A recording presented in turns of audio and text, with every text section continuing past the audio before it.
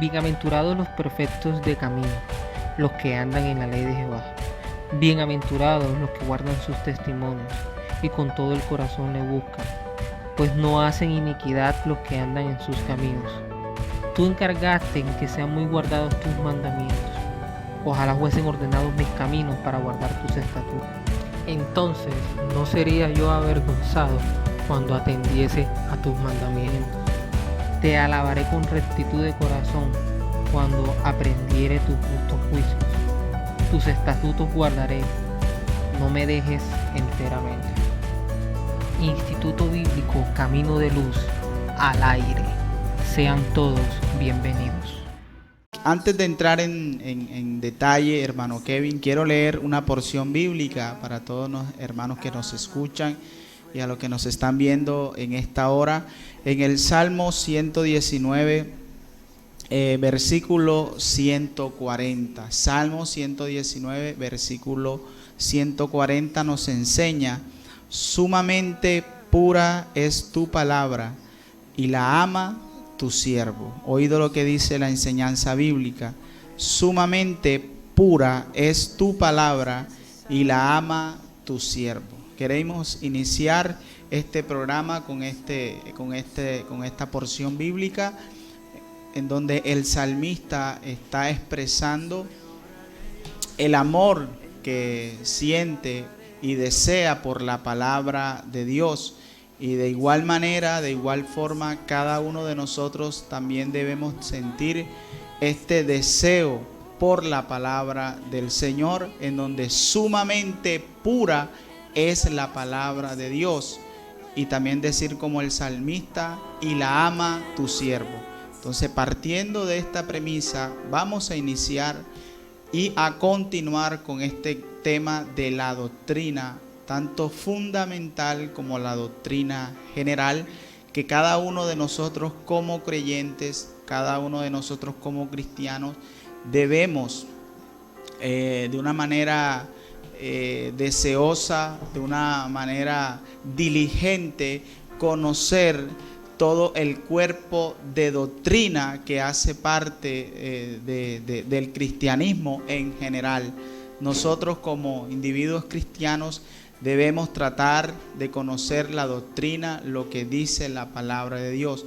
Pero para que nosotros podamos conocer la doctrina a fondo, hermano Kevin, debemos tener un amplio conocimiento de la palabra y un deseo ferviente por leer la palabra, la Biblia. Así que la semana anterior estuvimos hablando acerca de qué es la doctrina fundamental y qué es la doctrina general. Obviamente hay que nuevamente recordarles un poco acerca de este tema, que quizás de pronto usted nunca ha escuchado, qué es doctrina, por definición, qué es doctrina fundamental y qué es doctrina general. Podemos decir que la doctrina fundamental es aquella doctrina que hace parte o es el cuerpo o son las bases del cristianismo, como por ejemplo el bautismo hace parte de la doctrina fundamental. El bautismo, creo que todas las denominaciones, sean trinitarias o no, practican este acto, entonces se le conoce como doctrina fundamental. También la Santa Cena hace parte de la doctrina fundamental. Entonces, hermano Kevin, ¿qué más podemos decir acerca de la doctrina fundamental? Así es, bueno, para aportar y recordar lo que se habló la clase pasada, decíamos que las doctrinas fundamentales y generales, ambas en esencia son importantes, pero que la doctrina fundamental tenía un grado mayor de importancia, por lo que en ella se rige o del creer en ella depende nuestra salvación. O sea, si nosotros violamos o malinterpretamos una de las doctrinas fundamentales, podríamos perder la salvación. Las doctrinas generales también son importantes, pero en primera instancia, si violamos una de ellas, no quiere decir que vamos a perder nuestra salvación. Pero son importantes en el sentido de que si seguimos perseverando en esa ignorancia, podemos correr el riesgo más adelante de perder la salvación. Entonces, poníamos algunos ejemplos, podríamos decir Por ejemplo, el tema de la predestinación, no sé si lo tocamos en la clase pasada. Hay algunos hermanos que creen de que es Dios quien escoge a los que se van a salvar. Hay otros hermanos que creen que ya Dios escoge con anticipación lo que las personas que se van a arrepentir. Digamos que son dos puntos doctrinales que, aunque usted no lo crea, son doctrina general. ¿Por qué? Porque al final, cuando estemos en el cielo, hayamos partido de esta tierra, Dios no va a decir, bueno, tú te vas a quedar porque tú creíste en la predestinación, pero y tú te vas a quedar y tú te vas a salvar porque tú no creíste en la predestinación. Obviamente no, suena absurdo y lo es. Realmente no vamos a ser salvos por creer o no en alguna de estas doctrinas, como por ejemplo también la escatología. Entonces, en primera instancia, digamos que no afecta la salvación creer en alguno de estos dos puntos, pero si yo más adelante, por creer alguno de estos puntos, me descarrío. Por ejemplo, si yo creo en la doctrina de la predestinación, o algún hermano de alguna iglesia cree en la doctrina de la predestinación, y esto lo lleva a creer de que él no es responsable en su vida moral, es decir, él dice, no, ya Dios me salvó, yo puedo hacer con mi vida lo que yo quiera, y entonces empieza a pecar, a fornicar, a embriagarse, a deleitarse en algún placer pecaminoso de que su carne en ese momento está anhelando. Bueno, entonces miren cómo allí, por creer en una doctrina general, lo puede llevar a violar una doctrina fundamental como lo es la obediencia a la palabra, en cuanto a que la fornicación, el adulterio y todo este tipo de pecados son condenables. Entonces vemos que sí, realmente ambas son importantes, tanto las doctrinas fundamentales como las doctrinas generales, pero hay un cierto grado de importancia más en las doctrinas fundamentales, son aún mucho más importantes, pero no hay que descuidar las doctrinas generales.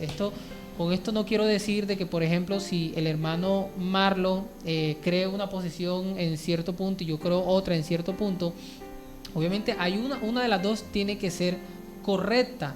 Y en primera instancia sí, podríamos vivir y convivir juntos, aunque en esas doctrinas, por ejemplo, de escatología, podamos tener ciertas diferencias, es posible, pero realmente a veces se vuelve un problema más adelante, porque si yo, por tener esas diferencias, yo no voy a hablarle al hermano Marlon, yo no voy a juntarme con él, entonces ya allí estoy violando una doctrina fundamental como el amor al prójimo. Como el amor al prójimo, como el estar en unidad en el cuerpo de Cristo. Entonces hacíamos una analogía de un soldado o de dos soldados que vayan heridos a una clínica, y un soldado vaya herido porque recibió un disparo cerca al corazón, y otro soldado vaya herido porque simplemente recibió una puñalada en su brazo, un ejemplo. Ambas heridas son importantes y tienen que curarse, pero la herida más grave es la que recibió el disparo en su corazón. Por lo tanto, ese soldado va a tener más prioridad a la hora de ser tratado. Pero eso no quiere decir de que el que recibió un puñal se va a dejar ahí sentado y esperar, bueno, esa herida no es grave, vamos a dejarlo ahí sentado. No, se tiene prioridad por debajo del soldado que mencioné primeramente, pero también se debe tratar. Entonces hay que tener claro, amados hermanos, esta gran diferencia para nosotros poder aplicarlo y poder vivir de la mejor forma conforme a la voluntad que está descrita en la palabra del Señor. Amén. Otra definición que le podemos añadir al tema de la doctrina general es que la doctrina fundamental en este caso es invariable en el tiempo, hermano Kevin, siempre permanece. Las doctrinas fundamentales nosotros no podemos interpretarlo a nuestro modo o a nuestra percepción teológica o a nuestros conceptos teológicos. La doctrina es invariable, quiere decir que es fundamental. Esa doctrina no cambia, no importan los siglos que pasen. Hace 100 años el bautismo se practicaba, creemos eso, hermano Kevin, que se sigue practicando de la forma como nosotros lo hacemos. La Santa Cena de igual manera. La diferencia es la doctrina general, que esta es interpretativa, como tú lo venías diciendo, que podemos tener diferencias en la interpretación, pero esta interpretación o esta manera de nosotros ver esta doctrina fundamental no va a emitir ningún juicio condenatorio para nuestras almas. A diferencia de la doctrina fundamental, que si nosotros tenemos malas interpretaciones, estas pueden acarrear sobre nosotros juicio, como por ejemplo, si yo dijera hoy aquí, la divinidad de Cristo es falsa, eso no es verdad, entonces ya estoy incurriendo en una mala interpretación y en una herejía. Entonces la doctrina fundamental, cuando yo trato de interpretarla o reinterpretarla a mi modo teológico, puedo caer en una herejía. Entonces es muy importante, amados hermanos, que usted tenga claro qué es la doctrina fundamental y qué es la doctrina general. Entonces, lo hemos dicho, la doctrina fundamental es invariable en el tiempo. Siempre el principio doctrinal y teológico va a permanecer. El bautismo, la Santa Cena, la santidad, el pecado, todas estas cosas son invariables en el tiempo. Pero la doctrina fundamental podemos tener ciertas diferencias frente a estas doctrinas fundamentales, pero como tú lo has dicho, que tenemos que tener mucho cuidado, porque si nosotros a medida del grado de esa doctrina, de nosotros cómo estemos interpretando, cómo estemos viendo esa doctrina general, podemos incurrir y pecar en lo que es la doctrina directamente fundamental. Entonces, amados hermanos, esas son las dos vertientes, la doctrina. Ahora bien, ¿dónde el creyente, de dónde nosotros suministramos la doctrina? ¿De dónde? De la Biblia, de la palabra de Dios. Por eso es muy fundamental que el ejercicio que nosotros hagamos en este estudio es que usted lea la palabra. Ese es el fin, ese es el deseo por lo cual nosotros estamos aquí. Para conocer la doctrina, ¿qué tenemos que hacer? Ir a un instituto, sí. Ir a una universidad, sí, pero primeramente es leer nuestras Biblias de una manera devocional. Y allí nosotros vamos conociendo y construyendo todo el cuerpo de la doctrina cristiana. Vamos a conocer cada una de estas doctrinas, Kevin. Así es. Bueno, ya en la clase pasada estuvimos hablando acerca de algunas doctrinas fundamentales. Aclaramos a los hermanos que nos ven y que nos escuchan que primero estamos hablando acerca de las doctrinas fundamentales, por lo que habíamos dicho son, pues por su propia definición lo dice, son doctrinas fundamentales. La clase pasada hablamos de 12 doctrinas fundamentales, hoy vamos a hablar de otras 12 doctrinas fundamentales más, y la próxima clase vamos a hablar acerca de otras 12 doctrinas fundamentales adicional. Ya posteriormente estaremos hablando de cuáles son las doctrinas o cuáles pueden ser esas doctrinas generales donde pueden haber diferencias que realmente también son muchas. Trataremos de colocar las más importantes o las que más se ven, más se reflejan dentro de la iglesia, que sí, hay diferencias. Y hoy vamos a hablar voy a hablar antes de entrar a otra pausa musical acerca de 2 puntos más o de 2 doctrinas fundamentales más. Y la primera sería, o la número 13, sería que todas las personas han pecado. Creo que nos presten mucha atención a esto.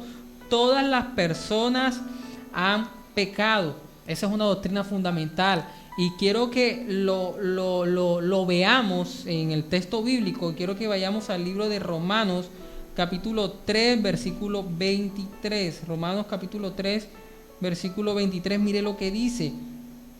Por cuanto todos pecaron y están destituidos de la gloria de Dios. O sea, ¿qué significa este texto inicialmente? Bueno, realmente aquí está mostrando claramente de que todos hemos fallado al Señor, de que nadie se salva. En otros textos bíblicos se dice de que no había ni uno bueno, que no hay nadie que hiciera el bien. El mismo Pablo habla en Romanos capítulo 7 y profundiza más sobre esto, y él dice que con la ley de su carne sirve al pecado, con su carne sirve la ley del pecado, pero con su mente sirve a la ley de Dios. O sea, él está diciendo, mira, con mi cuerpo, con lo que yo soy, yo he pecado. Entonces vemos que todos nosotros, nadie en excepción, le ha fallado al Señor. Todos estamos destituidos desde un inicio, estamos destituidos a fallarle al Señor. Y también quiero que veamos otra cita que está en el libro de Romanos, también ahí mismo en el capítulo 5, versículo 12. Y es otra cita que también verifica esto que estamos hablando de que todos hemos pecado y que todos estamos destituidos de la gloria de Dios. Así es, esto lo ratifica también. Mire lo que dice Romanos 5:12. Por tanto, como el pecado entró en el mundo por un hombre y por el pecado la muerte, así la muerte pasó a todos los hombres por cuanto todos pecaron. Aquí deja claro esto, hermano, y hay algo que me gustaría profundizar un poco más, y es que a veces muchas personas cuando leen este texto lo ven como algo injusto, o sea, dicen, bueno, yo soy un pecador, pero fue por culpa de Adán, o sea, yo pequé porque Adán pecó. O sea, cuando se lee ese texto, y lo quiero volverlo a leer, dice, por cuanto como el pecado entró en el mundo por un hombre, ¿quién es ese hombre? Adán. Dice, y por el pecado la muerte, así la muerte pasó a todos los hombres. Es decir, pareciera que el texto estuviese diciendo de que así como el pecado entró por el hombre, por Adán, pasó a nosotros. Entonces mucha gente dice, esto es injusto, porque realmente yo no tuve culpa. Pero cuando nosotros nos ponemos a analizar nuestra vida, nos damos cuenta que nosotros tenemos algo semejante a Adán con nuestros propios pecados. Es decir, el hecho de que la Biblia diga de que el pecado de Adán pasó a nosotros no nos hace a nosotros inocentes. Usted, si analiza su vida, usted siempre ha tenido malos pensamientos, siempre ha tenido, quizás en muchas ocasiones ha tenido el deseo en su mente de hacer cosas que a Dios no le agrade, y muchas de esas las ha hecho. Y eso muestra cómo nosotros apoyamos también esa naturaleza pecaminosa que se halló en Adán. Entonces nosotros también somos responsables de nuestro pecado, y nosotros también estamos inmersos en ese mundo pecaminoso en el cual la Biblia nos describe, y por lo cual dice están destituidos de la gloria del Señor. Entonces vemos que esta es una verdad, y es importante entender esto, porque no reconocer nuestro pecado es como ir al médico y que el médico te diga tienes cáncer y tú no reconozcas o no quieras creer que tengas cáncer. ¿Qué va a pasar? Le va a pasar a esa persona después de que el médico le haya dado el veredicto de que tiene cáncer y esa persona no crea en eso, que obviamente no se va a poder cuidar, obviamente no se va a poder tratar y no va a tener la esperanza para ser libre de ese cáncer. De esa misma forma pasa en nuestra vida como creyentes. Si nosotros no creemos que somos unos pecadores y andamos creyendo quizás de que nosotros somos buenos porque nos comparamos con el que roba, con el que mata, y nosotros no lo hacemos y bueno, yo soy bueno. No, realmente no. Somos malos en otras cosas también. Si no matamos, no robamos, también somos pecadores en nuestra forma de pensar. Quizás sí hemos matado a alguien en nuestra forma de pensar. Quizás sí hemos robado a alguien, hemos mentido, también hemos pecado de otra forma. Quizás a la luz del hombre un pecado en relación con otro tiene una jerarquía y a veces se ve un pecado más grande que otro. Y realmente en cierto sentido sí, viéndolo desde un punto de vista en sus resultados, en sus consecuencias, hay pecados que son más grandes que otros porque generan unas consecuencias más graves, pero desde el punto de vista condenatorio todos los pecados son iguales y todos condenan de la misma forma, como el que condena, como el que miente, como el que adultera, como el que roba, como el que fornica, al igual como el que mata también, o como el que hace daño a otra persona. Claro, para el juicio divino no hay grado de pecado. Aquí todos caemos, así sea el que mata, como el que se roba un lapicero, como el que se roba 1.000 millones de pesos, como aquel que se roba 50, 100 pesos. Así es, así es. Entonces vemos esta gran verdad y esta doctrina fundamental, y notamos lo importante que es creerla, porque si nosotros no reconocemos que somos pecadores, entonces, como lo dijo en el ejemplo del médico, entonces no vamos a tener la esperanza para nosotros poder acercarnos a ese médico y poder hacer y obedecer a lo que ese médico, que es Cristo Jesús, nos manda a hacer para poder ser libre de ese pecado, que pues obviamente es arrepentirnos de él y vivir una vida obediencia a su palabra. Quiero dar ahora otro punto doctrinal, que ya sería el número 14, otro punto doctrinal fundamental, y este es el siguiente: solo hay un evangelio, no hay otro. Vuelvo y repito, solo hay un evangelio, no hay otro evangelio. Quiero que veamos las citas, y está en Primera de Corintios, capítulo 15, versículo del 1 al 4. Primera de Corintios capítulo 15, versículo del 1 al 4, mire lo que dice. Además os declaro, hermanos, el evangelio que os he predicado, el cual también recibisteis, en el cual también perseverasteis, por el cual asimismo, si retenéis la palabra que os he predicado, sois salvos, si no creéis en vano. Porque primeramente os he enseñado lo que asimismo recibí por Cristo, que Cristo murió por nuestros pecados conforme a las Escrituras, y que fue sepultado y que resucitó al tercer día conforme a las Escrituras. Aquí es algo tremendo, porque Pablo está diciendo, solo hay un evangelio. ¿Y cuál es ese evangelio? Que Cristo murió y resucitó por nuestros pecados. Amén. Y de pronto, a la luz de hoy, nosotros vemos eso y nosotros decimos, bueno, pero eso está claro. Pero realmente muchas veces en la teoría se ve claro, pero en la aplicación no se ve claro. Primero, cuando analizamos el contexto de este texto, nos damos cuenta de que Pablo aclara esto, porque había muchas personas que querían judaizar o que querían hacerle creer al pueblo que eran necesarias las obras para poder ser salvo, que todavía seguía estando vigente la circuncisión y muchas de otras tradiciones judías.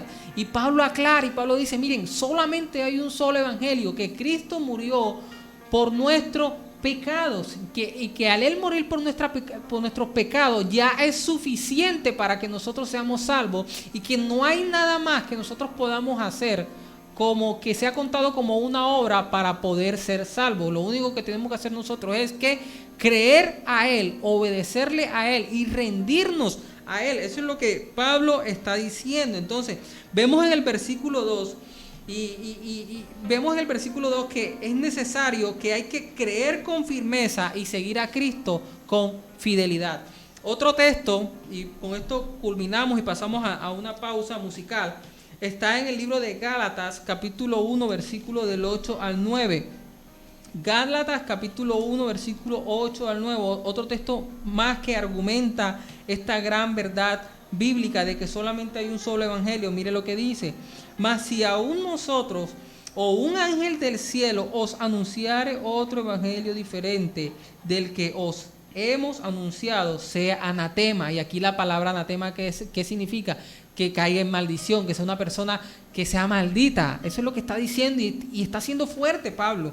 Y luego dice, como antes hemos dicho, también ahora lo repito, si alguno os predica diferente evangelio del que habéis recibido, sea anatema. ¿Cuál es ese otro evangelio que Pablo está diciendo? Ese otro evangelio puede ser, y es el que más se ve, el que somos salvos por obras.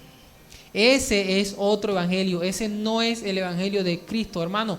Las obras no nos dan la salvación. Las obras muestran en nosotros que hemos sido salvos.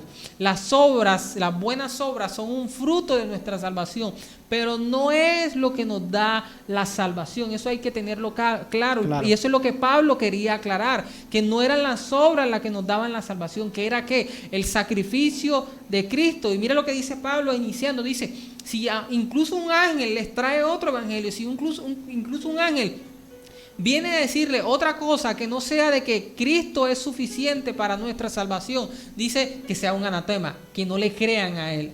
Y lastimosamente, y por eso hay que tener mucho cuidado a veces con los sueños, las visiones que a veces muchos hermanos, incluso con buenas intenciones, quieren contarnos.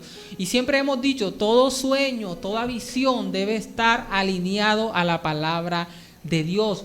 Porque si no está alineado a la palabra de Dios, no es producto de una revelación, por así decirlo, o una iluminación, o de la voz del Espíritu Santo. No, puede haber sido producto de cualquier otra cosa, menos del Espíritu Santo de Dios. Porque si fue dado ese sueño, esa visión, por el Espíritu Santo del Señor, tiene que ser coherente con lo que está en la palabra del Señor.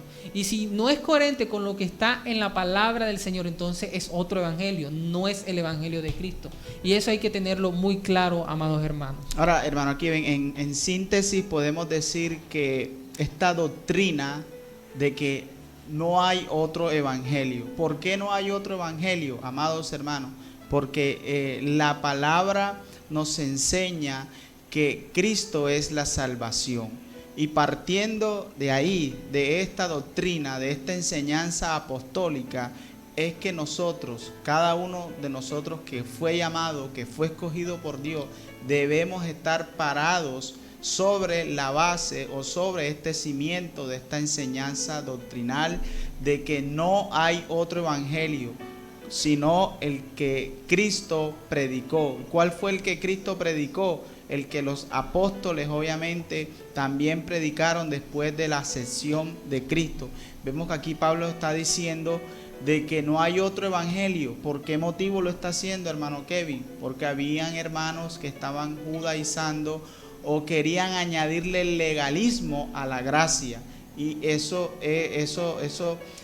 no cuela, no puede haber esa mezcla, no puede haber estos dos principios de gracia y legalismo. Somos salvos por la misericordia y la bondad de Dios.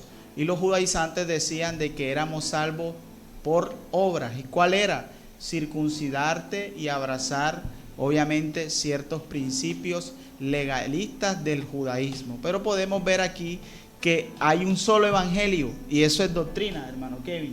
Así es. No podemos nosotros tener evangelios, diferentes evangelios. No podemos hacer de la doctrina, no podemos nosotros tomar esta doctrina y desfragmentarla. No podemos hacer eso, sino que debemos ser precisos en la unidad de la palabra de Dios.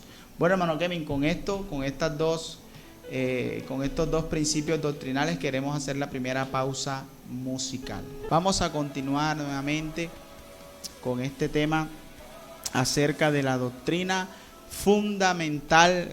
Estuvimos hablando acerca del pecado, ¿cierto? Y también estuvimos hablando acerca de lo que no hay otro evangelio. Y como lo hemos dicho, amados hermanos, la doctrina fundamental es invariable en el tiempo. Oído, es invariable en el tiempo. La concepción del pecado, la concepción que tenemos del evangelio nunca ha cambiado porque es doctrina fundamental. Tenemos otras aquí, la número 15, ¿cierto, hermano Kevin? Vamos a hablar acerca del bautismo. Es necesario para ser cristiano. El bautismo es fundamental para ser cristiano. Tenemos una cita muy importante en Mateo capítulo 28. Vamos a buscar esta cita. Mateo capítulo 28. Gloria a Dios. Así es. Mateo capítulo 28, versículo 19. Mire lo que dice. Por tanto, id y haced discípulos a todas las naciones, bautizándolos en el nombre del Padre y del Hijo y del Espíritu Santo. Entonces aquí tenemos, amados hermanos, por boca de nuestro Señor Jesucristo, ratificando de que aquel que se hace creyente, aquel que quiere abrazar la fe, aquel que quiere entrar en la familia de Dios, debe, aleluya,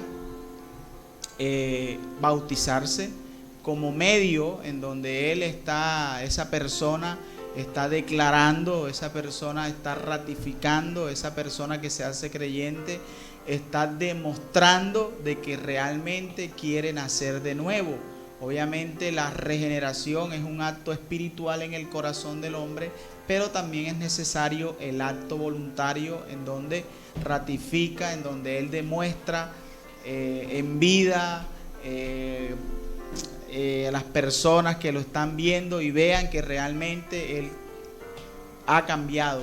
Y obviamente el cristianismo tiene el bautismo como medio de cambio en la vida de las personas. Y por eso nosotros lo hacemos en la playa, lo hacemos en una piscina, no importa, lo importante es bautizarnos. La palabra bautizar en el griego es baptizo, y la palabra bautizo quiere decir sumergir. Ahí entonces está demostrando que estamos muriendo al pecado, muriendo a nuestro ego, muriendo a nuestro orgullo, muriendo al viejo hombre, y cuando salimos de ahí, nacemos de nuevo. Obviamente el nacimiento se ve reflejado espiritualmente, pero también se ve reflejado obviamente exteriormente, y nosotros utilizamos el bautismo como medio de que lo necesitamos para ser salvos. Todos los que estamos aquí, tanto el de la cabina como mi hermano Kevin y mi persona, cuando llegamos al cristianismo nos bautizamos y esto ratifica de que realmente somos salvos. Otra cita tenemos, hermano. Así es, otra cita está en el libro de Marcos, capítulo 16, versículo 16. Y vamos a ver qué dice. Dice así: el que creyere y fuere bautizado será salvo. Mas el que no creyere será condenado. Entonces, amados hermanos, aquí tenemos, esto es doctrina, repetimos, doctrina fundamental. No podemos desviarnos, no podemos reinterpretar, no podemos nosotros asumir una conducta, quizás de pronto Kevin, muy escéptica de lo que es la doctrina. No podemos dudar de lo que es la doctrina fundamental. Ese es el problema. Tenemos un problema hoy, bueno, es un problema de antaño, Kevin, que hay personas que van a la iglesia, pero no se comprometen, no quieren bautizarse, ven el bautismo y sienten pavor, sienten miedo, porque no quieren comprometerse con el Señor. Y nosotros debemos dar fe de que queremos cambiar. Si nosotros queremos dar fe de que realmente queremos vivir una vida para Dios, el bautismo es el hecho aquí en la tierra que todo nos ve públicamente que hemos sido salvos. Sí, recordemos, yo te voy a dar la palabra, recordemos al eunuco que iba camino a Jerusalén, dice que se encontró con Felipe y dice que Felipe vio que él estaba leyendo una porción de las escrituras en Isaías 53, el pasaje del siervo sufriente. Vemos que ahí el eunuco le preguntó a Felipe, explícame porque no entiendo, y Felipe le predicó. Y después que él le predicó la palabra, él le dice, yo quiero ser cristiano, yo quiero ser salvo. Y dice que pararon el carruaje y fueron a un lugar y se bautizó. De igual manera Pedro en varias ocasiones. Entonces el bautismo hace parte de la doctrina fundamental. Si usted está en la iglesia y dice, bueno, yo voy a estar en la iglesia, pero no me voy a bautizar, el texto está diciendo, si crees y fueres bautizado, este será salvo. Y si no crees y no fueres bautizado, serás condenado. Así es, algo que quería agregar de este texto es que muchos pueden llegar a creer o a entender, ¿sí?, y decir, bueno, es que aquí este texto está diciendo que el que creyere y fuere bautizado, es decir, que es por fe, pero también es por obra. Amén. Porque pueden estar creyendo que dice esto, bueno, aquí dice que el que creyere y fuese bautizado, este será salvo. Será salvo. Pero realmente lo que el texto está hablando aquí, mira, si tú crees, tú vas a ser bautizado. Es decir, el resultado de yo creer es que yo me voy a querer bautizar. Y por esa forma se va a manifestar que yo sí he creído y por eso soy salvo. Eso es lo que está diciendo el texto. Si usted lee la parte B del texto se va a poder dar cuenta, porque mire que dice, en la parte B dice, mas el que no creyere, o sea, ahí no está diciendo más el que no crea y no se bautiza, no, está diciendo más el que no crea, más el que no creyere, este será condenado. Entonces lo que Marcos 16 está diciendo es, cuando nosotros creemos, nosotros nos queremos bautizar. Amén. Pero no está diciendo que es creer y bautizarnos para ser salvos, no, sino que está diciendo que el que cree se va a reflejar en querer bautizarse. Claro. Y algunos dirán, bueno, ¿por qué es necesario? Y siempre trato de poner el ejemplo de una persona o una pareja que se casa.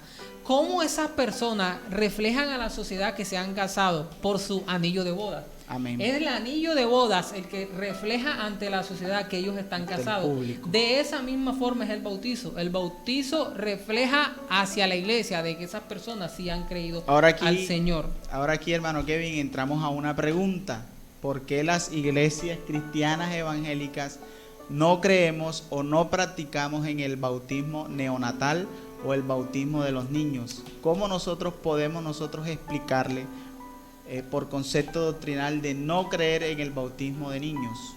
Así es, bueno, la respuesta creo que está incluso aquí mismo en este texto, y es que el requisito para ser bautizado o el bautizo es una consecuencia por la que nosotros creemos. Es decir, nosotros tomamos anticipadamente una decisión, y cuando un niño es bautizado, no está tomando la decisión él, sino que la está tomando alguien exterior a él que lo está bautizando, pero no ha sido él el que ha tomado la decisión.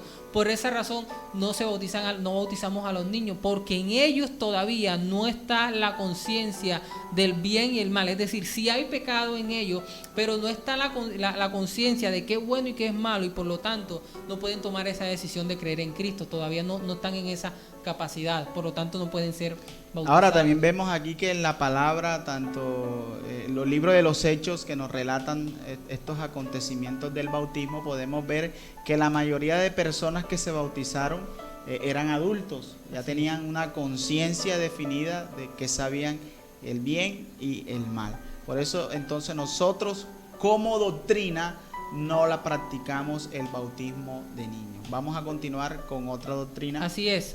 ¿Sí? Vamos La a mirar 16. Acá. La número 16, atentos todos los que están escribiendo, ahí dice: el hombre no evolucionó de otra especie, él fue creado. Esto nosotros lo sabemos. Génesis capítulo 1 versículo 26, Kevin, vamos a buscar este texto. Así es. Génesis capítulo 1 versículo 26. El hombre, mire lo que dice. Génesis 1:26 dice: entonces dijo Dios, hagamos al hombre a nuestra imagen, conforme a nuestra semejanza, y señoree en los peces del mar, en las aves de los cielos, en las bestias, y en toda la tierra, y en todo animal que se arrastra sobre la tierra. Amén, déjalo ahí. Aquí tenemos un concepto básico, creo que es un concepto básico de que nosotros hemos sido creados, somos criaturas de Dios.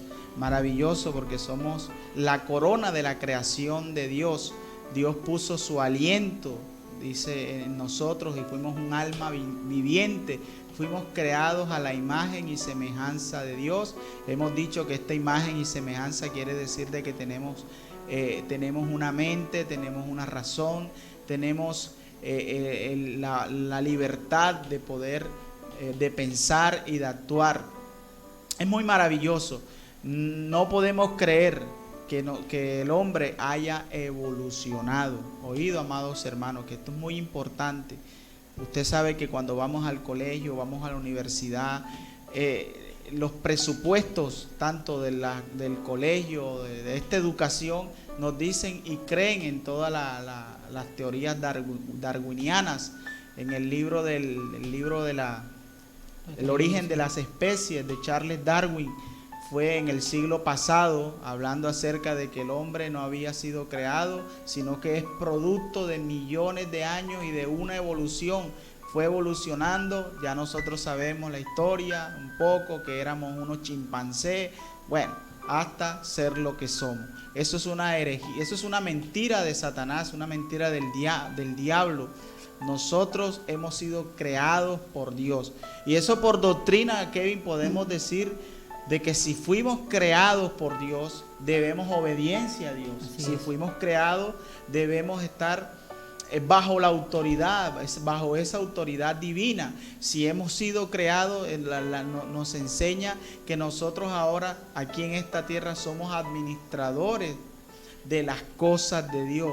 Si fuimos creados realmente, debemos nuestra vida a Dios. Entonces el darwinismo saca a Dios de la ecuación, o saca a Dios de la historia para poner en el centro al hombre. La antropología, el mundo en el siglo pasado vio, su cosmovisión fue antropológica. Hay que sacar a Dios. Entonces el hombre está en el centro. Y cuando nosotros actuamos de una manera egoísta, de una manera dependiente de la palabra, y cuando no queremos conocer nada de Dios, estamos creyendo en estos postulados, aunque teóricamente no lo hayamos leído. Así es, y esto es muy claro, y quizás, bueno, ya para terminar este punto, algunos dirán, bueno, ¿y esto por qué es una doctrina fundamental? O sea, ¿por qué es una doctrina fundamental? Algunos se preguntarán. Bueno, la respuesta es sencilla, hermano. O sea, si yo creo que no fui creado por Dios, sino que fui un producto de la evolución, o un producto de la selección natural, como lo llama la teoría darwiniana, Entonces, en primer lugar, yo me estoy poniendo al mismo lugar, en primera instancia, que las especies, que los demás animales. Entonces ya no soy semejanza de Dios. Y en segundo lugar, entonces estaría de cierta forma, se podría convertir en un argumento para yo decir, yo soy imperfecto, y así como yo soy imperfecto, entonces yo puedo vivir con mi pecado. Puedo vivir así, puedo permanecer así, y no crea en esa persona la responsabilidad de ser igual a como su creador. Sino que como no fue creado por no fue creado por un creador, sino que fue por una casualidad, por así decirlo. Entonces no hay en él no nace en él la responsabilidad de obedecer a ese creador. Así es. Entonces, lo hizo. ¿Por qué? Ya vamos a terminar. O sea, ¿qué hace el hombre? El hombre quiere sacar a Dios. Entonces, como fue producto de la naturaleza, y la naturaleza frente a la moral está muda, Kevin. Frente a la conducta moral del hombre, la naturaleza no tiene principios de santidad y de moral. Por eso el hombre dice, no, yo debo mi vida, mi existencia a la naturaleza. Pero si nosotros decimos, yo debo mi vida, mi ser, mi alma a Dios, entonces ahí yo estoy cobijándome y estoy entendiendo y estoy en mi voluntad diciendo de que hay una autoridad sobre mí, y esa autoridad que está sobre mí tiene principios para yo vivir en esta tierra. Y si yo tengo esos principios, yo debo buscar la forma y la manera de agradar a Dios. Entonces, sin un Dios, obviamente nuestra vida estaría totalmente desprevenida, haríamos un caos. Pero bueno, vamos a hacer otra pausa musical y nuevamente continuaremos con estas doctrinas fundamentales. Con las doctrinas fundamentales. Íbamos, o el último punto que usted habló, es que el hombre no evolucionó de otra especie, sino que fue creada por Dios. El punto que voy a hablar ahora, de forma breve, ya que tiene mucho que ver con el que usted habló, y es que Adán y Eva fueron personas reales. Este es otro punto doctrinal, y es que Adán y Eva fueron personas reales. Algo que hay que entender a la hora de estudiar la Biblia es que nosotros, al estudiarla o al leerla, primero tenemos que entenderla de forma literal. Eso es un principio de la hermenéutica a la hora de estudiar la palabra del Señor. Entonces, nosotros en ninguna parte vemos en la Biblia de que cuando se habla de Adán y Eva se habla en un sentido simbólico o espiritual, como si estuviese haciendo referencia del hombre, pero que no fuesen personas reales. No, todo lo contrario. Nosotros vemos, y se representa a lo largo de la Escritura, cómo se muestra a Adán y Eva como personas reales. Un versículo para ejemplificarlo, que incluso el que usted mencionó también está bastante claro, pero en 1 Timoteo, capítulo 2, versículo 13, para los hermanos que apuntan, 1 Timoteo, capítulo 2, versículo 13, mire lo que dice: porque Adán fue formado primero, después Eva. Entonces, mire, ahí está claro, dice, Adán fue formado. Entonces, no se está hablando de algo simbólico ni de algo representativo, sino que se está hablando de forma literal. Ellos fueron seres creados de carne y hueso como nosotros, obviamente en otras condiciones, pero el punto es que ellos sí fueron seres creados. Amén. Otro punto, ya este sería el punto número 18, el punto doctrinal número 18 de los que hemos hablado, y es que la muerte entró al mundo debido al pecado de Adán. Quiero volverlo a leer. La muerte entró al mundo debido al pecado de Adán y Eva. Hay algo que hay que entender bastante, y quiero primero leer Romanos capítulo 5, versículos de 12 al 15, antes de entrar a lo que quiero explicar. Romanos capítulo 5, versículo de 12 al 15 dice: por tanto, como el pecado entró en el mundo por un hombre, y por el pecado la muerte así pasa a todos los hombres, por cuanto todos pecaron. Pero antes de la ley había pecado en el mundo, pero donde no hay ley no se inculpa de pecado. No obstante, reinó la muerte desde Adán hasta Moisés, aún en los que no pecaron a la manera de la transgresión de Adán, al cual es figura del que había de venir. Pero el don no fue como la transgresión, porque si por la transgresión de aquel unos murieron los muchos, murieron los muchos, así es, abundaron mucho más para los muchos la gracia y el don de Dios para la gracia de un hombre Jesucristo.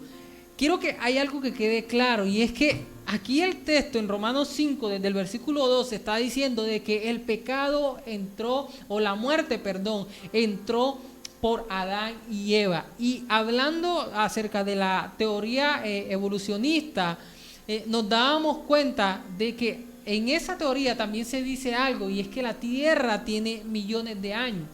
Y eso a veces entra en un conflicto con la verdad bíblica. ¿Por qué? Porque por la doctrina bíblica, perdón, con la doctrina fundamental. ¿Por qué? Porque la muerte entró por Adán. Eso es lo que dice la palabra de Dios. Si nosotros creemos de que la Biblia tuvo millones de años y de que antes de Adán y Eva hubieron dinosaurios, por ejemplo, hubieron ciertas especies, entonces si esas especies murieron, entonces la muerte no entró por Adán y Eva, sino que la muerte entró en esas especies o por esas especies. Pero la Biblia aquí me está aclarando, y la Biblia me está diciendo que la muerte entró fue por Adán y Eva. Entonces vemos cómo a veces hay conflicto en algunas teorías, a veces que son pseudocientíficas o no están comprobadas del todo. Ese quizás no es el tema a profundizar ahora.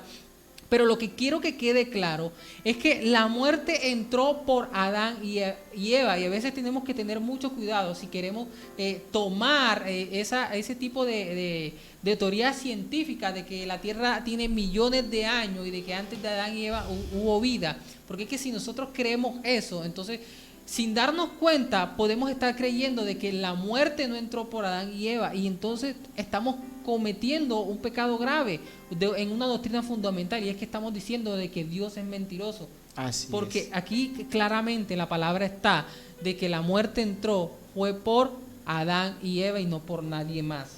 Así es. Algo para añadir rápidamente, Kevin, con relación a esto, es que los postulados de la teología liberal pues se han enorgullecido y pues han sacado pecho diciendo que el relato del Génesis de Adán y Eva es producto de una mente abstracta o producto de una mente mitológica, y han llegado a decir de que estos primeros relatos del Génesis son un cuento, son un invento, hacen parte de esa literatura sacra inventiva de los pueblos paganos, así como los griegos con Zeus, así como los egipcios con Amon-Ra. Obviamente toda esta literatura pagana, y así han querido también han dado por sentado que los escritos bíblicos son de una mente totalmente mitológica, pero eso no podemos nosotros tomarlo, porque Génesis nos está hablando de tres cosas fundamentales, Kevin: del pecado, escuche bien esto, del pecado, del perdón de Dios, y la redención, porque en el Génesis tenemos la caída, tenemos el perdón de Dios, la prolongación, y tenemos la redención. Y eso obviamente hace parte y es, creo que, la columna vertebral de nuestra doctrina teológica. Y poner en duda de que Adán y Eva fue un invento, estaríamos cometiendo el suicidio de decir no, eso es mentira, y tenemos que tener mucho cuidado con esto. Y hacemos a Dios mentiroso, que claro, es lo más grave. Que sí, así es. Es lo más grave. Bueno, entonces vamos ahora a otro punto doctrinal, el penúltimo de la emisión de hoy o de la transmisión de hoy. Sí. Y es el siguiente. Dice: el pecado nos separa de Dios y nos trae la muerte espiritual.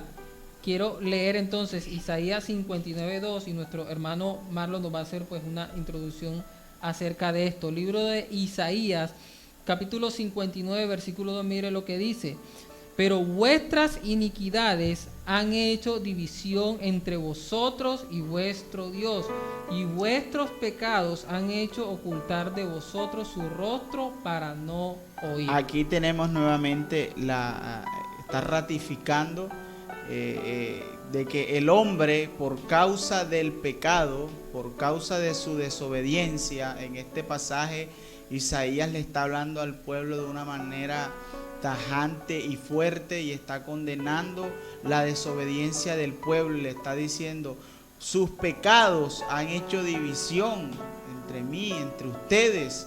Entonces podemos ver aquí enfáticamente que el problema del pecado es algo verdadero. Existencialmente hablando, amados hermanos, el tema del pecado es un tema del cual Dios, la Biblia nos muestra claramente de que este tema del pecado le hace mucho daño al hombre. Y nosotros poner en duda lo que pasa hoy en día, Kevin, con las doctrinas facilistas y estas falsas doctrinas, es que nos quieren alterar lo que nos enseña la doctrina fundamental con relación al pecado. De que no, el cuerpo es el que peca y el espíritu se mantiene en santidad y purificación.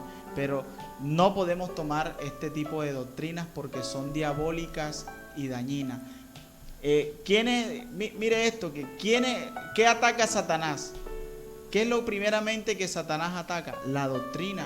Porque si Satanás te ataca la doctrina, trae para que tú te enredes y caigas en herejía y en cosas que realmente no son bíblicas.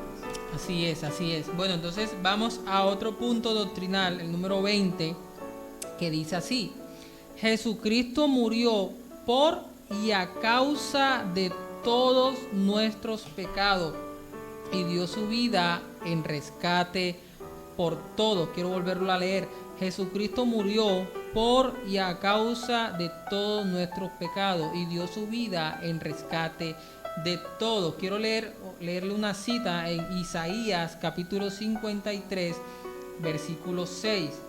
Isaías capítulo 53 versículo 6. Mire lo que dice: todos nosotros nos descarriamos como ovejas, cada cual se apartó por su camino, mas Jehová cargó en él el pecado de todos nosotros. Esa es la doctrina de la justificación punitiva, podemos llamarla así, de esta manera.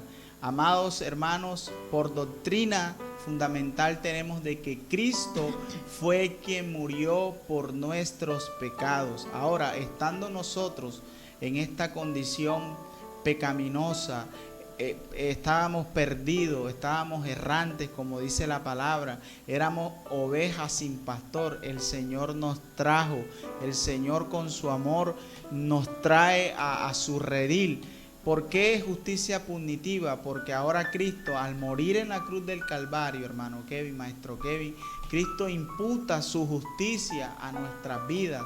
Y todo el pecado que había en nosotros lo cargó Él en la cumbre del Gólgota. Ahí el Señor tomó tu pecado y tomó mi pecado.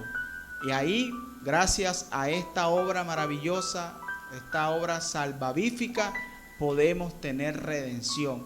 No hay nada, hermano Kevin, que nosotros podamos hacer para ser salvos. No hay nada. Solo la gracia divina es la que nos da la entrada al reino de los cielos. Y eso es por doctrina, amados hermanos. No podemos hacer nada con tu esfuerzo propio. No porque leas más la Biblia, la palabra nos dice, no es del que quiere ni del que corre, sino del que Dios tiene misericordia. De la misma forma que mi hermano Kevin y yo estamos aquí, no es por nuestro intelecto, por nuestra capacidad, no, sino fue la gracia del Señor. Amén. Que nos dio la oportunidad de ser salvos.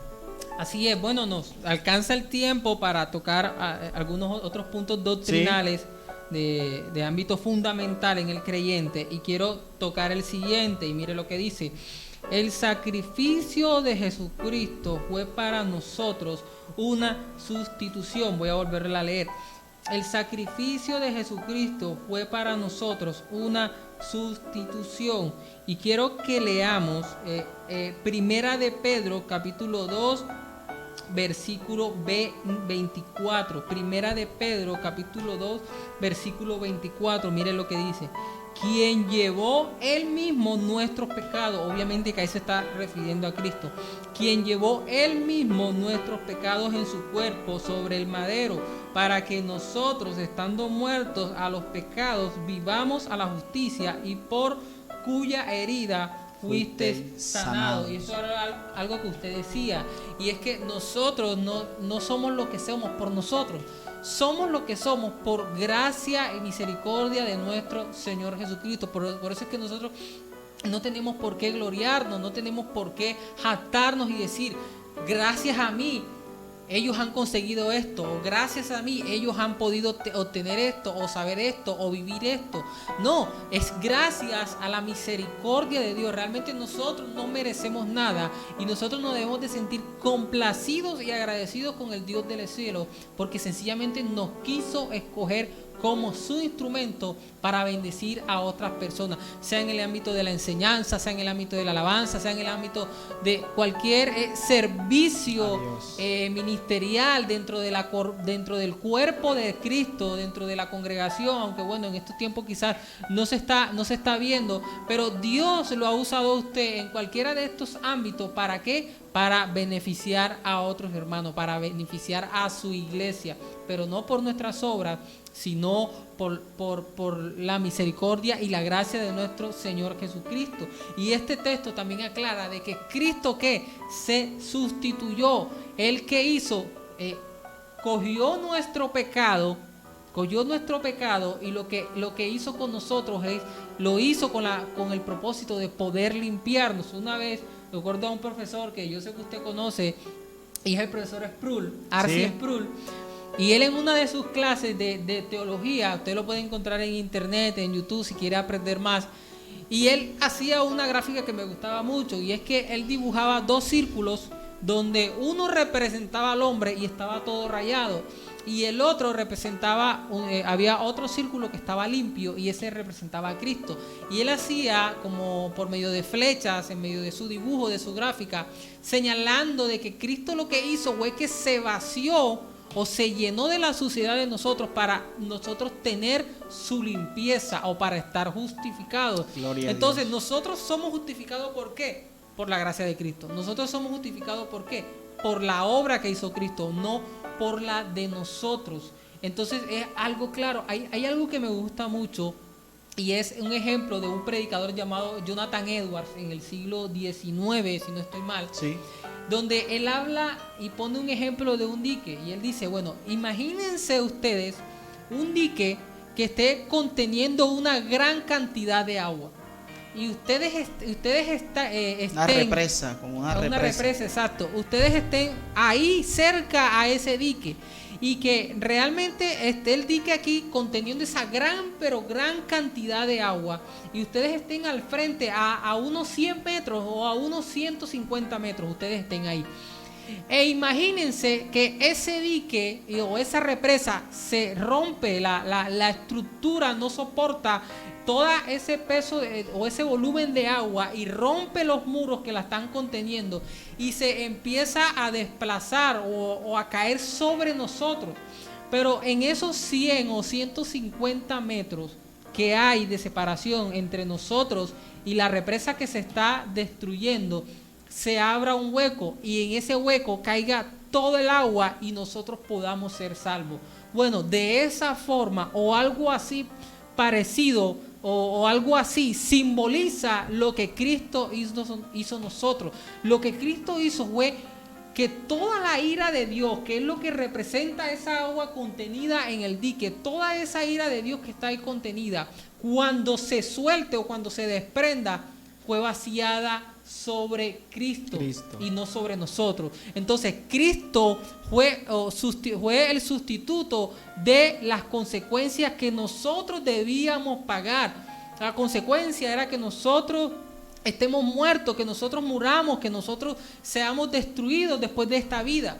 Pero al Cristo sustituirnos y simbolizar ese hueco que tragó toda esa agua, entonces nos salvó a nosotros, no por nuestras capacidades, sino por su obra, porque Él se sustituyó. Por eso hay una cita bastante bonita, cuando nosotros nos las ponemos a estudiar, Y es esa cita que dice en la oración del Getsemaní, cuando él dice: Padre, pasa de mí esta copa. Y cuando Cristo está diciendo pasa de mí esta copa, se está refiriendo a la ira de Dios, es decir, pasa de mí tu ira. O sea, él sabía que en ese momento él iba a recibir toda la ira de Dios. Por eso su ansiedad, por eso las gotas de sangre que representaban su ansiedad o su estrés. ¿Por qué? Porque él sabía de que toda la ira del Padre, toda la ira de Dios iba a caer sobre él. Y esto, hermano, debe de crear en nosotros una pasión mucho mayor de la que hoy podemos tener. Y es esa pasión que nos lleve a nosotros a vivir más a los pies de Cristo, a entender de una forma mucho mayor, mucho más general o específica en nuestras vidas, en la que Cristo ha trabajado y el sacrificio tan grande que Él ha hecho para que hoy nosotros podamos estar o escuchando su palabra, sirviendo a su nombre, y nosotros poder estar sirviendo también enseñando su palabra. No sé si el hermano Marlon quiere aportar algo más. Cuando, hermano Kevin, cuando nosotros nos introducimos a esta doctrina de la sustitución, creo que esta eliminaría en nosotros todo vestigio de orgullo, todo vestigio de egocentrismo, todo vestigio de prepotencia y de todas estas cosas, porque podemos entender cuando nosotros conocemos a fondo esta doctrina de la sustitución. ¿Por qué sustitución? En el Antiguo Testamento, cuando el hombre pecaba, iba delante del sacerdote, y para que su pecado fuera propiciado, fuera perdonado, fuera redimido, él colocaba un cordero. Y ahí ese corderito era la propiciación del pecado de esta persona. Pero esta persona, antes de que ese animalito fuese inmolado, él colocaba su mano en la cabeza del cordero. Y todo el pecado del hombre era transferido al cordero. Por eso es el sustituto. El corderito estaba sustituyendo la ira de Dios que tenía que recaer sobre el hombre, pero recaía sobre el cordero. Y después que el cordero inmolado, la sangre del cordero era rociada sobre la persona, hermano Kevin, y este quedaba absuelto de su pecado. Qué maravilloso es esta doctrina de la sustitución. Si hoy estamos aquí, ha sido por esa sangre maravillosa, ha sido de que el cordero que murió en la cruz del Calvario lo hizo por ti y por mí. ¿Tenemos otra rápidamente? Así es, podemos dar otra doctrina fundamental, y es la siguiente: Jesucristo se levantó de la muerte con un nuevo cuerpo. Gloria físico. A Dios. Y usted dirá, bueno, esto es algo que ya todos sabemos, es algo que todos sabemos, pero hay muchas doctrinas heréticas que predican de que Cristo solamente se levantó de forma espiritual. Así es. Y que Cristo no se levantó de una forma también con un cuerpo corporal. De una forma corporal. Y esto es algo grave y tremendo. ¿Por qué? Porque si yo digo que Cristo resucitó en espíritu, entonces realmente eso no es una resurrección. Y si eso no es una resurrección, entonces Cristo jamás murió y resucitó por nuestro pecado. Entonces nosotros en estos momentos seguimos siendo condenados. Entonces mire cómo algo que parece tan sencillo, que parece insignificante, puede afectar toda nuestra salvación. Y quiero leer una cita que ratifica esta verdad doctrinal, y está en el libro de Juan, capítulo 2, versículos 19 al 22, y con esta terminamos. Juan capítulo 2, versículos 19 al 22. Mire lo que dice: respondió Jesús y les dijo: destruid este templo, y en 3 días lo levantaré. Dijeron luego los judíos: en 46 años fue edificado este templo, y tú en 3 días lo levantarás. Mas él hablaba del templo de su cuerpo.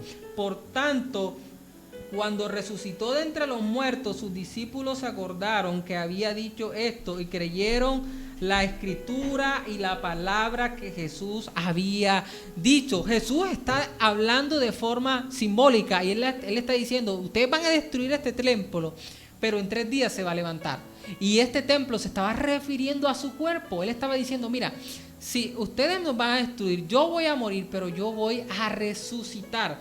Y hay otra cita que no quiero leer, pero que me gustaría que ustedes apunten ahí donde estén. Amén. Y está en el libro de Lucas, capítulo 24, versículo 39, donde Cristo se les acerca a los discípulos después de haber sido resucitado. Y Él les dice, miren, estas son mis manos, estos son mis pies. Y luego dice, esta es mi carne y este es mi hueso. Metan sus dedos. Metan sus dedos ahí, le dice a Tomás. Entonces, miren cómo Cristo, o cómo la misma cita bíblica relata de que realmente Él sí resucitó de forma corporal. Obviamente no estamos negando de que Él también fue vivificado en el Espíritu. Sí, Él resucitó en Espíritu. Tenía un cuerpo glorificado. Pero también resucitó con cuerpo. También resucitó de forma corporal. La una no elimina a la otra, sino que las dos se integran. Y no podemos decir que solamente resucitó de forma espiritual. No, porque la Biblia también dice que Él resucitó de forma corporal. Así es, hermano Kevin. Y nosotros no podemos, ninguna entidad, ningún seminario teológico, ninguna mente más brillante que sea, puede inferir en lo que es la doctrina fundamental. Nadie puede alterar la doctrina. Recordemos que la doctrina fundamental es invariable en el tiempo. Por eso es muy fundamental, muy necesario que nosotros tengamos bien concertado, hermano Kevin, bien definido qué es la doctrina fundamental, y de allí partimos a vivir una vida que agrade al Señor.